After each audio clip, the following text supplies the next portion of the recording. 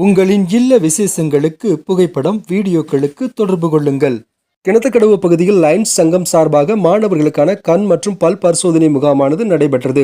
கிணத்துக்கடவு பகுதியில் அமைந்துள்ள அக்ஷயா கல்லூரி வளாகத்தில் மாணவர்களுக்கான மருத்துவ முகாமானது கண் மற்றும் பல் பரிசோதனை முகாமாக ஏற்பாடு செய்யப்பட்டிருந்தது. இந்த முகாமானது மசேக்கவண்டம்பாளையம் லயன்ஸ் சங்கம் மற்றும் கோவை அண்ணாநகர் லயன்ஸ் சங்கம், வாசன் ஐ கேர், குமார் டென்டல் சொல்யூஷன் ஆகியோரின் ஒருங்கிணைப்பில் இந்த நிகழ்ச்சியானது நடைபெற்றது.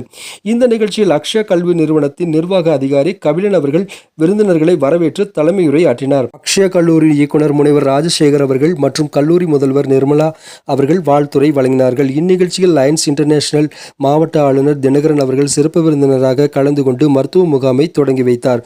மசேக்கவண்டம்பாளையம் லயன்ஸ் சங்கம் சார்பாக தலைவர் முருகேசன், செயலாளர் பிரகாஷ், பொருளாளர் கனகராஜ், கோவை மாவட்ட லயன்ஸ் சங்கம் அண்ணாநகர் சார்பாக தலைவர் ராஜமாணிக்கம், செயலாளர் சண்முகசுந்தரம் மற்றும் குமார் டென்டல் சொல்யூஷன் நிறுவனர் குமார் ஆகியோர் கலந்து கொண்டனர்.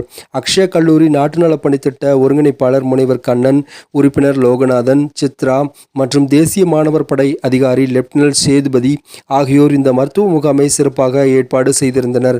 இந்த நிகழ்ச்சியில் 400க்கும் மேற்பட்ட மாணவ மாணவியர்கள் பயன்பெறும் வகையில் கண் மற்றும் பல் பரிசோதனை செய்து கொண்டனர்.